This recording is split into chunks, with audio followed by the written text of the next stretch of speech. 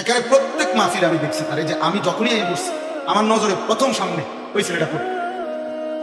পরে একদিন আমি ইচ্ছা করে তার ডাক দিয়েছি, দিয়ে বললাম মাহফিল শেষে বাবা এদিকে আসো, তোমার এদিন সবসময় দেখি আমার সামনে প্রত্যেক আগে তোমার বাড়ি কি করো তুমি? ছেলেটা বলতেছে যে আমার বাড়ি বানিয়াচং, শায়েস্তাগঞ্জ বানিয়াচং, বাংলাদেশের সবচেয়ে বড় গ্রামের নাম হলো বানিয়াচং। পরে হে করে যে আমি ঘাস কাটি, মানে ঘাস কাইটা ঘাস বিক্রি করি, এই আমার এই সামান্য কাজ, আমার আর কিছু নেই। তাই বললাম তুমি সব মাহফিল আসো কেমন, তাহলে ঘাস কাটো সারাদিনই কষ্ট করে, এই গাড়ি ভাড়া টাড়া কেমনি পাও? তো বলতেছে কজন আমি যখনই কোনো ফুসকার দেখি আপনি, তো আমি এই 10 টাকা 5 টাকা 2 টাকা জমাই, ওই কয়েকদিনের ঘাসের টাকা ওইটা মিলাই না, তো এরপরে আসেন আমার শুনতে আমার যাই, ঠিক আছে? তাই বললাম মাশাআল্লাহ। আরো 2-1 লাইন কথা বললে বললাম আচ্ছা ঠিক আছে বাবা, আর কিছু করবেন? ওই ছেলেটা আমি এমনি বলছি, হয় বললো যে আমার একটা স্বপ্ন আছে, জীবনের আশা আছে, স্বাভাবিক ছেলেটা বলতেছে যে আমার একটা ইচ্ছা, আমি সবসময় 10-20 টাকা করে জমাইতেছি, আল্লাহ যদি আমার একদিন তৌফিক দেয় আপনার একদিন ওয়াজে দাওয়াত দিব, আমার বাইক নিব কোনো গাড়ি। পরে আমি কইলাম যে ড্রাইভারে কইলাম কখন গাড়ি থামো, কখন হেন ওয়াজের ডেট দাও। পরে নিজে ডেট দেখা, পরে আমি বললাম ধরো তোমার ডেট দিলাম আর সাদাও দিলাম, মানে মাহফিলের বাবদ আমি আমার থেকে কিছু টাকা, যত টাকাই হোক দিছি আমি, ঠিক আছে ধরো দিলাম, আর হাদিয়া ওয়াজের টাকা লাগবে না কিছুই, ধরো আমি তোমার আলো দিব টাকা, সুবিধা নাই। আর তুমি আওয়াজের আয়োজন করো, ওয়াজ হোক যেটাই হোক, তোমার ঘরে হোক উডানে হোক, আমি যাবো। এরপরে আমি গেলাম গত বছর এই বানিয়াচং তার মাহফিলে গিয়ে দেখি ওই উপজেলার সবচেয়ে বড় হাই স্কুল মাঠে মাহফিল, একেবারে যদি কম হইয়া থাকে লোক আমাকে 20,000, মানে আমি সত্যি করি স্টেজের মধ্যে যদি আলেম কম হইয়া থাকে 3 থেকে 400 আলেম স্টেজটা ওই আইন থেকে বড় বড় আলেম, কি জিন না মানুষ আলেম। আমি বললাম জুবাই এটা কি কার মাহফিল কোনটাই না, ওই আমার যেটা ডেট দিয়েছে হয়তো পরে কফরে আমি বলছি আমার মাহফিল আর আমার হাতে নাই, আর ওই সবাই মিলে এই মাহফিলটা এত এক ঘাস কাটুন আমরা মানুষের তো তিরস্কার করেও বলি যে বেটা ঘাস নি কাটুন, কিন্তু ওই ঘাস কাটুন নেই, এত আলেম সব আলেম। আমি অনেক জিজ্ঞাসা করছি, খেলাফত মজলিসের যে দেওয়াল গরিমার কাছে খেলাফত মজলিসের যিনি আমির সারা বাংলাদেশে, ওনার বাড়িও বানিয়েছে হুজুরও ছিল, মৌলানা নাসিরউদ্দিন আনসারী সাহেব ওয়াজ করে যে উনিও ছিল।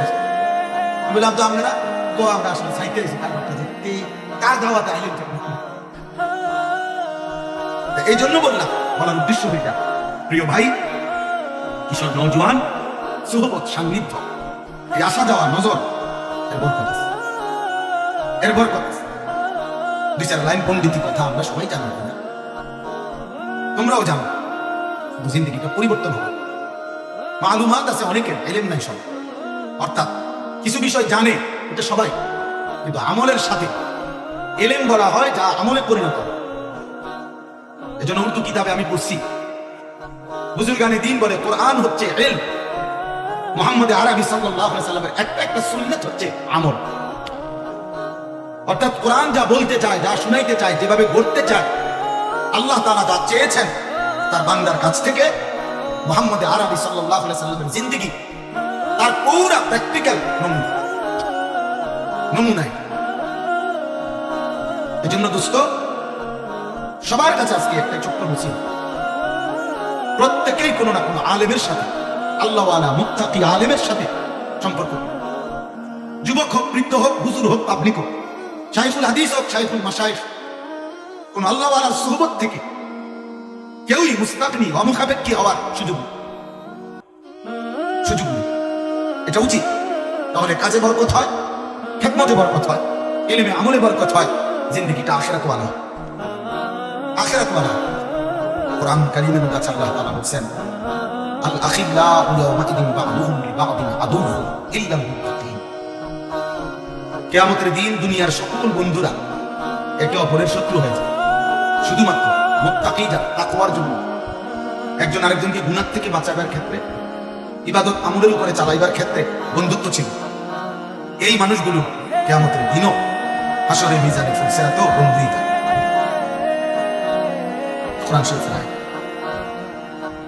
কোরআন কারীমের মধ্যে আল্লাহ তাআলা বলেন অসৎ বন্ধুর কারণে চরিত্রহীন বন্ধুর কারণে, নাফরমান বন্ধুর কারণে মানুষ হাসরের ময়দানে নিজের আঙ্গুল আফসোস করতে করতে দাঁত দিয়া কামড়াইতে থাকে।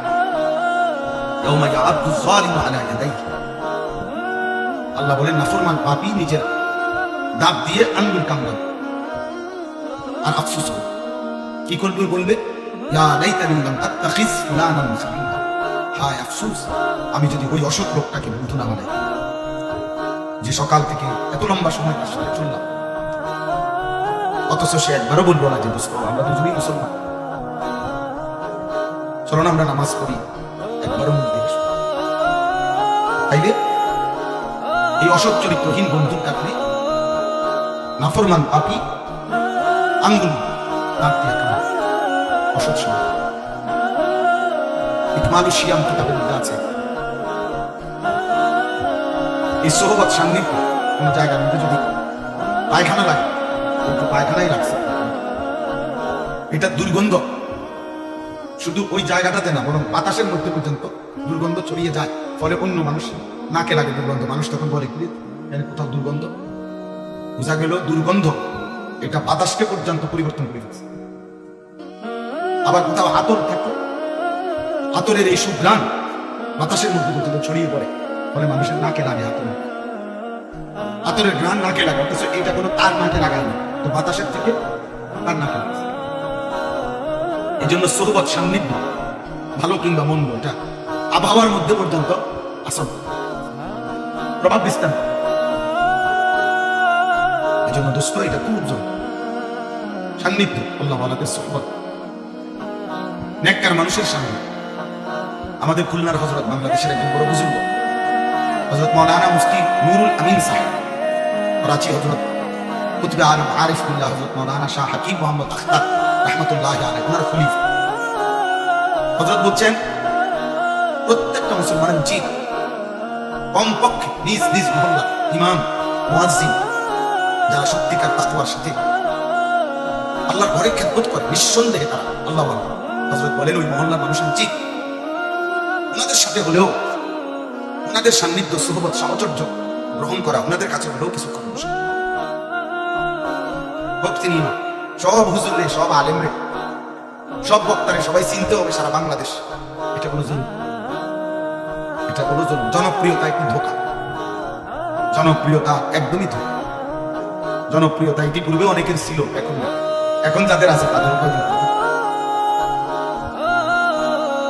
অতএব জনপ্রিয়তা কিছুই, জনপ্রিয়তার দ্বারা বক্তারও ফায়দা হয় না, শ্রোতারও ফায়দা।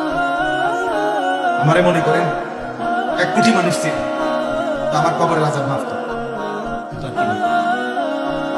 আমার জনপ্রিয়তা কি 10 কোটি মানুষ চিনলে আমার কবরের আজাব মাফ তো লাভ কি? আমি আর এই জনপ্রিয়তাকে কি প্রকাশ করব? আবার দেখেন, আমারে চিনে মনে করে 1 কোটি মানুষ আমারে চিনে, এতে আপনার কি?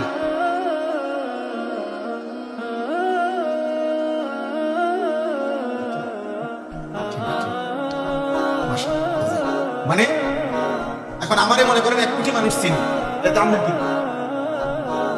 চিনে আমারে না, তাহলে না, বুঝেন নাকি? চিনে আমার সব মানুষ, কবর আজাব মাফ করবেন না, কথা বলেন না। তো তাহলে বক্তার কি লাভ, শ্রোতার কি? ঈমান আমলের ভিত্তিতে, তাকওয়ার ভিত্তিতে বক্তারও লাভ, শ্রোতা সেজদা দিলে আমারও লাভ, আপনাদের লাভ, গুনাহ থেকে বাঁচলে আমারও লাভ, আপনাদের আল্লাহ তাআলার গোলামি হুকুমের উপরে থাকলে আমারও লাভ। এজন্য আউলিয়া কেরাম, বুজুর্গানে দ্বীন সর্বযুগে যখন আল্লাহর কথা বলতেন, বলতেন উসিকুম ওয়া ইল্লাহি, যে এই কথাগুলো আপনাদেরকেও বলছি, নিজেকেও বলছি। এই দিন, এই শরীয়ত, এই ইসলাম, এই কোরআন, এই সুন্নাহ, নবীজির তরিকা সব আমার জন্য, আপনাদের জন্য নাকি?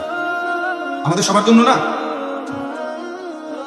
এই জন্য দোস্ত বললাম, আমার কথা হলো এই সোহবত উলামায়ে কেরামের সান্নিধ্য, চোখের এই নজর, মানে শুধু চোখ বলতে এটার অর্থ হইল যে মানে চোখে চোখে আসা যাওয়া, যেন এই পরিমাণ একজন আলেমের কাছে, তোমরা কিশোর যুবক আমাদের এই পরিমাণ কোন আলেমে দ্বীনের কাছে আসা যাওয়া করবা, দেখা সাক্ষাৎ হলো, কথা শুনলা, দুটা একটা কথা শুনলা, যেন তোমার দেখলেই চিন দেখলেই চিনি। এই দেখার দ্বারা, চিনার দ্বারা, এই নজরের বরকত ইনশাআল্লাহ ধীরে ধীরে তোমার মধ্যে আমলের জজবা আসবে, গুনাহ ছেড়ে দেওয়ার মানুষ হবে। হঠাৎ সবার সাথে শুনলে চলে গেল, আর কোন দিন কোন আলেম ইমাম দিনদার কারোর সাথে কোনো সম্পর্ক নাই, আবার ওই গুনার পরিবেশ, আবার এই বন্ধুদের আড্ডা, মোবাইলের আড্ডা, তো আবার এলোমেলো হয়ে যায়। এই জন্য একজন আলেমের সাথে আমার শাইখ আল্লামা মুফতি মুশতাকুর নবী কাসেমী হযরত এটা বলে সবসময় যে কোনো একজন আলেমের সাথে কমপক্ষে এইভাবে সম্পর্ক রাখা উচিত যেন হাসরের ময়দানে উনি দেখলে আমি নিয়েছি। এই পরিমাণ আসা যাওয়া করছে যেন লক্ষ মানুষের সামনে ভিড়ে থাকলেও এই যে আমার পরিচিত